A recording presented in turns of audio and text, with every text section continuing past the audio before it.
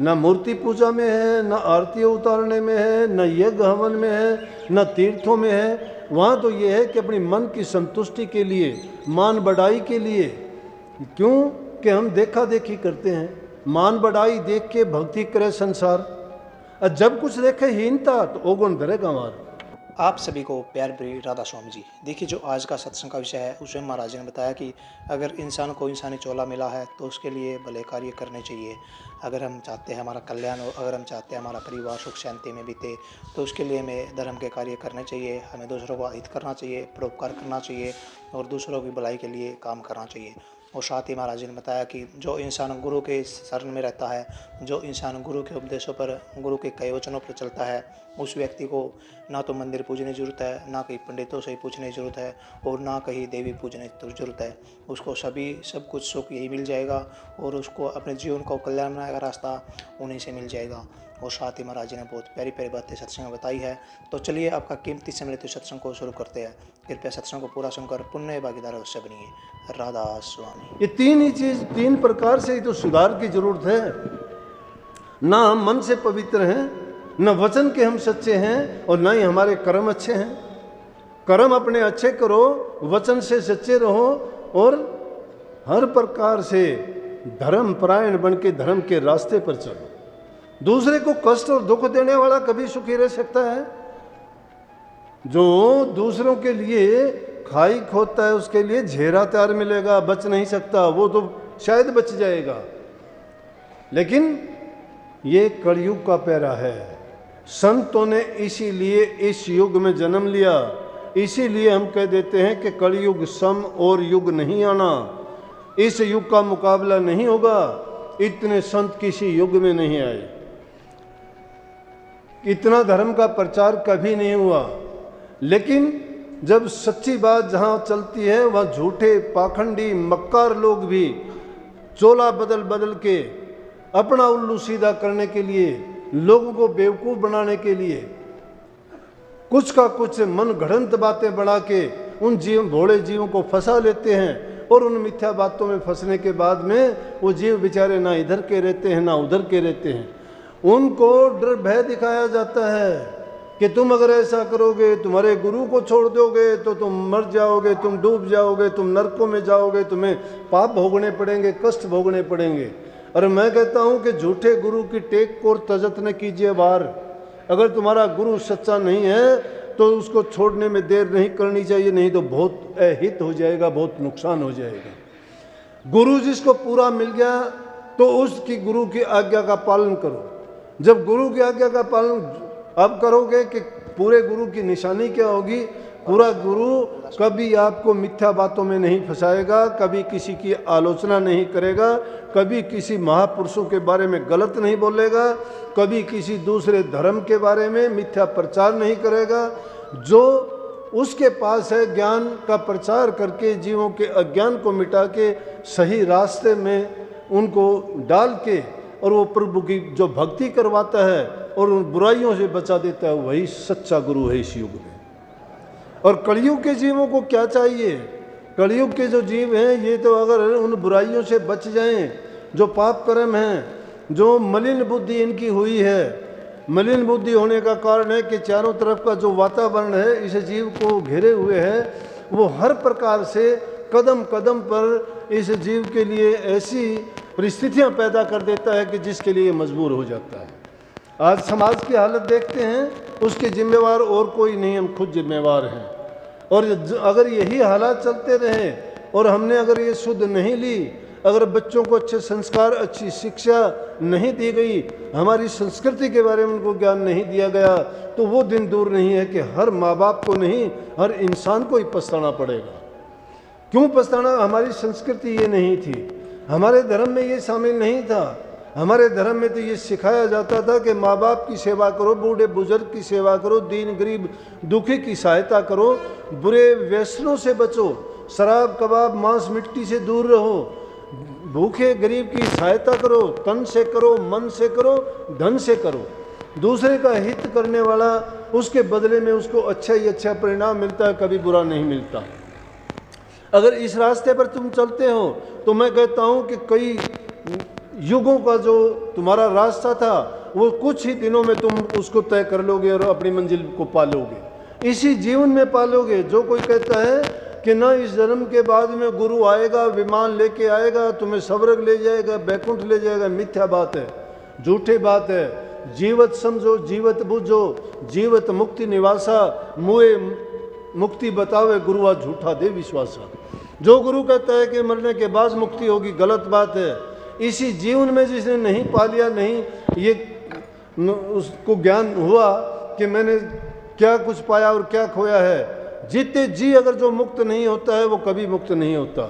मुक्त होना है तो जीते जी होना है, परंतु इसके लिए ज़रूरी है कि सत्संग इस जीव को नित्य प्रति मिलता रहे, अच्छे आदमियों की संगति इसको मिलती रहे। अगर इसकी संगति खराब हो गई, बुरे लोगों के साथ उठ बैठ हो गई, जो बुरी चीज़ों में खुद फंसे हुए हैं, तो वो अपने जाल में तुम्हें भी फंसा लेंगे और फिर तुम नहीं निकल पाओगे। क्यों कि ये इस जीव के लिए यूँ समझो कि भूल भुलैया है। इस भूल भुलैया में क्या है कि दूसरों को देख के, एक दूसरे को देख के हम रंग बदलते हैं। भलों की संगत जिसको मिल जाती है, अरे एक छोटी सी कीड़ी देखो, अगर वो गलती से किसी फूल में चढ़ बैठ चली जाती है, घूमती फिरती अगर जाके किसी फूल में बैठ जाती है, फूल रात को बंद हो जाता है, सुबह होता है फूल खिलता है, माड़ी लेके जाता है और वो परमात्मा के चरणों में चढ़ जाती है। तो भले नरन के संग से नीच ऊंच पद पाए, जैसे पिपील का पुष्प संग ईश से चढ़ जाए। भले नरों का संग ऐसा है, भले इंसानों के संग से नीचा इंसान भी ऊंचे पद पर पहुंच जाता है। जिस प्रकार से एक कीड़ी फूल का संग करने के कारण प्रभु की मूर्ति पे जाके चढ़ जाती है, उसको कितनी अच्छी जगह मिली, जिसके लिए वहाँ घड़ियाल बजते हैं, घंटे बजते हैं, आरतियाँ उतरती हैं, धूप बत्ती जलती हैं, सेवक लोग परमात्मा के गुणों का बखान करते हैं, गुणगान करते हैं, और वहाँ पे जाके उसको कितनी मस्ती मिलती। जीव उसमें भी है, चाहे उसमें समझ नहीं है, हर चीज़ पर असर होता है। पानी के पास जाने से ठंडक मिलती है, आग के पास जाने से गर्मी मिलती है, बाग बगीचे में जाने से आपको सुगंधी आती है, गंदी जगह में गुजरने से तुम्हें अपनी नाक पकड़नी पड़ती है क्योंकि बदबू आती है वहाँ से। संतों के सत्संग में जाने से इंसान के अंदर से विचार बदलते हैं और वो विचार बदलने से उनके संस्कार बनते हैं। संतों का तो एक वचन अगर भूले से भी कोई साथ लेके ज़िंदगी में चला जाए तो भी उसके जीवन में वो कहीं ना कहीं जब काम आता है, और जब वो काम आने के बाद फिर उसको याद होता है कि अगर मैं वक्त रहते संतों का संग करता तो पता नहीं क्या का क्या हो जाता। जब एक वचन ने मेरी ज़िंदगी को बचा दिया, मुझे बुरा करने बुरे पाप से बचा दिया। अगर कोई भूले से भी सत्संग की एक बात सुन के चला जाता है, यहाँ तो बहुत सी बातें आपको बताई जाती हैं रोज़ाना, कितनी बातें समझाई जाती हैं, कितनी बताई जाती हैं। अगर सारी भी नहीं, मैं कहता हूँ हर सत्संग में एक बात भी करो तो 30-40 सत्संग तो सुनते होगे साल में। 30-40 की भी छोड़ो, तुम चौथे हिस्से की 10 बात भी अगर तुम्हारे पल्ले हैं तो मैं दावे के साथ कह सकता हूँ तुम एकदम इस युग में पाक पवित्र और साफ हो। 10 बात भी लेकिन नहीं है, वो 10 बात भी नहीं है। यहाँ से निकलते ही तुम्हारी मेड़ तेर खत्म नहीं होती है, तुम्हारी ईर्ष्या निंदा खत्म नहीं होती है, तुम्हारे बुरे विचार तुम्हारे मन से नहीं निकलते हैं। क्यों नहीं निकलते हैं? मैंने कहा था कि चारों तरफ का जो वातावरण हमें घेरे हुए है उस वातावरण का भी दोष है। दलदल में रह के अगर कोई कोशिश करता है दलदल से निकलने की तो दलदल में फंसता ही चला जाता है, लेकिन उस दलदल में उस तिनके का सहारा ढूंढना चाहिए। अगर कोई नेक इंसान तुम्हें मिल जाए रहा कि वो कमज़ोर रस्सी भी तुम्हें पकड़ा दे तो जोग जुतन से उस रस्सी को पकड़ के उस दलदल से निकलने का प्रयास करो। दलदल से भी निकल जाओगे, रस्सी भी नहीं टूटेगी। लेकिन अगर दलदल के अंदर तुम ज़्यादा हरकत करते चले जाओगे तो उसके अंदर ही आपको अपना जीवन खो देना पड़ेगा और हाथ पल्ले कुछ नहीं पड़ेगा। इसलिए और भी काफ़ी ऐसी बातें हैं रक्षाबंधन के बारे में। तो बहुत से यहाँ चित्तौड़ की रानी थी करणी बाई, और उसने मुसलमान को भाई बना लिया था। मर्यादाएं हर जगह हैं, प्यार हर जगह है, इंसान और नेकी हर इंसान के पास है। इंसान एक ही जाति है। ये हिंदू मुसलमान सिख ईसाई ये जातियां हमने बनाई है, ये छोटी मोटी और दूसरे जातियां किसने, परमात्मा ने एक भी नहीं बनाई। परमात्मा ने तो एक इंसान बनाया था, एक ही जाति थी। लेकिन यहाँ हमने उन जातियों को बना के ऊंचा नीचा भेदभाव बना दिया, और उस भेदभाव के बीच में एक दूसरे से नफरत करने लगे, बुरा सोचने लगे। नहीं, किसी से नहीं, प्रभु की संतान है सब, उससे जब प्रेम करेंगे तो मालिक तो उससे खुश होगा। सब में रूह है, तुझ में राम, मुझ में राम, सब में राम समाया। सबसे कर लो प्रेम, जगत में कौन जगत में पराया? कौन है पराया यहाँ पे? सभी उसकी संतान है। सबका खून देखोगे एक ही खून है, सब में अलग अलग खून नहीं है, खून में जाति नहीं लिखी, खून इंसान का ही है। परमात्मा ने इंसान को बनाया, लेकिन परमात्मा को इंसान ने ऐसा बुला दिया कि जैसे उसने कोई अपराध कर दिया हो। लेकिन जब ये कष्ट भोगता है, दुख भोगता है, जन्म मरण की पीड़ा जब इसको होती है, तब ये शिकायत करता है कि मुझे जब भी कोई परेशानी होती है तब दोष परमात्मा को देता है, अपने किए को फिर भी नहीं देखता है। ये नहीं सोचता कि मैंने जो कर्म किया था उस कर्म का परिणाम ये है। अगर मैंने अच्छे किए होते तो मुझे अच्छा परिणाम मिला होता, लेकिन मैंने जब कर्म बीज ऐसे बोए हैं तो मुझे फसल भी वैसी काटनी पड़ेगी। अब भक्ति रूपी फसल का परिणाम बहुत देर से मिलता है, इतना जल्दी नहीं मिलता। क्यों देर से मिलता है? क्योंकि अच्छी चीज़ जो भी तुम प्राप्त करना चाहते हो इतनी आसान नहीं होती उसको प्राप्त करना। उसके लिए बहुत मेहनत और बहुत प्रयास करना पड़ता है, उसके लिए धैर्य रखना पड़ता है, उसके लिए त्याग करना पड़ता है, उसके लिए साधना और तप करना पड़ता है। तप, त्याग और साधना, ये तीन चीज़ मुख्य रूप से जिसके पास हैं, जिन्होंने अपने मन इंद्रियों को काबू कर लिया है, जिसके दिल में धीरज और संतोष आ गया है, जिसने पर निंदा से अपना पीछा छुटा लिया है, वो यूँ समझो कि उसने सब नामों को कमा लिया है, वो प्रभु के दरबार में ही पहुँच चुका है। कोई उसके लिए अलग चीज़ है ही नहीं, परमात्मा उससे दूर नहीं है। ये परमात्मा के ही तो गुण हैं। परमात्मा किसी से राग द्वेष नहीं करता, किसी को छोटा बड़ा नहीं समझता। इसलिए सत्संग नाम, उसमें गुण क्या है? परमात्मा के गुणों का बखान करना ही तो प्रभु की भक्ति और प्रभु को याद करना है। अगर संत नहीं होते तो परमात्मा के गुणों का बखान कौन करता? अगर उनका बखान नहीं करता तो जीव को ज्ञान कहाँ से आता? जीव को ज्ञान नहीं होता तो ये उस मंजिल के लिए, उस अपने घर में जाने के लिए क्यों प्रयास करता? इसलिए संतों की महिमा गाई गई है। संत इस जीव के सबसे बड़े हितकारी हैं। इसीलिए कबीर साहब ने कहा, कबीर गुरु सबको चाहे, गुरु को चाहे न कोई। गुरु सबको चाहे, गुरु को चाहे न कोई। गुरु सबको चाहता है, वो सबका कल्याण करना चाहता है, लेकिन वो नहीं मानते, शिष्य नहीं मानते, वो नहीं चाहते गुरु को। गुरु को अगर वो चाहें तो गुरु की आज्ञा में चलेंगे, गुरु भक्ति करेंगे, गुरु की मर्यादाओं का पालन करेंगे। गुरु ने जो बात बताई वो हमारे हित के लिए बताई, हमारे कल्याण के लिए बताई है, हमारे जीवन को संवारने के लिए बताई हैं। इस मानव चोले को सफल और कामयाब बनाने के लिए जो संत हमारे लिए कर जाते हैं वो कहीं से भी नहीं मिलता।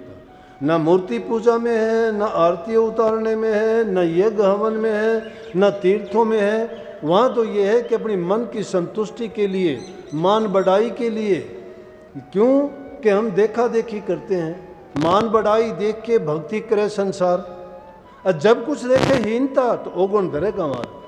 मान बढ़ाई को देख के तो सारे कहते हैं, मान बढ़ाई को देख के कहते हैं हाँ हम भक्ति करते हैं, लेकिन जब कोई थोड़ा बहुत भी आदमी को ओगुण और संत अगर किसी बात के लिए, जीव को अच्छी शिक्षा देने के लिए, उसको सुधारने के लिए कोई ऐसा स्वांग भी रचते हैं उसकी परीक्षा के लिए या उसको ये दर्शाने के लिए, तो वो जो कच्चे होते हैं वो निकल जाते हैं, छूट जाते हैं। लेकिन जो श्रद्धावान होते हैं और जो सच्चाई की खोज के लिए निकलते हैं, जो अपना कल्याण चाहते हैं, वो छोड़ते नहीं हैं।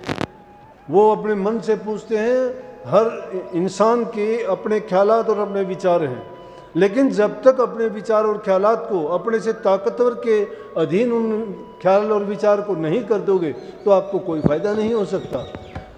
सत्संग को पूरा सुनने के लिए आपका बहुत बहुत धन्यवाद। हम आशा करते हैं आपने सत्संग को बड़े ध्यान से सुना होगा। तो जैसे प्यारे सत्संग जी, आपने सत्संग में सुना, महाराज जी ने बताया कि अगर हमें अपना हित करवाना है तो हमें गुरु की शरण लेनी पड़ेगी। गुरु की शरण में जाकर अगर हम गुरु के वचनों को मानते हैं तो हमारा जो जीवन है वो पाक पवित्र बन जाएगा। जो हमारे मन के बुरे विचार है वो दूर चले जाएंगे और हमारे मन में अच्छे विचार आ जाएंगे। और जैसे महाराज जी ने बताया कि हम जिस तरह कर्म करेंगे हमें फल भी वैसा ही मिलेगा। इसलिए हमेशा अच्छे कर्म करना चाहिए, दूसरों के लिए कभी भी खड्डे नहीं खोदने चाहिए। अगर हम खड्डे खोदते हैं तो उस खड्डे में हम ही पड़ेंगे, वो नहीं। अगर हम दूसरों की बुराई करेंगे तो हमें वापस बुराई ही मिलेगी। जिस तरह कर्म करोगे वैसा ही कर्म मिलेगा। इसलिए हमेशा कर्म पर विशेष ध्यान देना चाहिए, जिससे जो हमारा जीवन है वो सार्थक बन सके। और जैसा ही महाराज जी ने बताया कि अगर गुरु की बातें मान लेते हैं तो हमें मंदिर, मस्जिद और कहीं पर पूजने की जरूरत नहीं पड़ती, क्योंकि गुरु में ही सब कुछ है। गुरु को पूज लिया तो सबको पूज लिया। तो चलिए, गुरु महाराज जी की इन बातों को आप अपने जीवन में अवश्य उतारिए और अपने जीवन को सार्थक, सफल और सुखमय अवश्य बनाइए। और साथ ही अगर आपको सत्संग अच्छा लगा तो कमेंट बॉक्स में राधा स्वामी लिखकर पुण्य भागीदार अवश्य बनिए। मिलते जल्दी एक नए और बहुत ही प्यारे प्रवचनों के साथ। तब तक के लिए राधा स्वामी।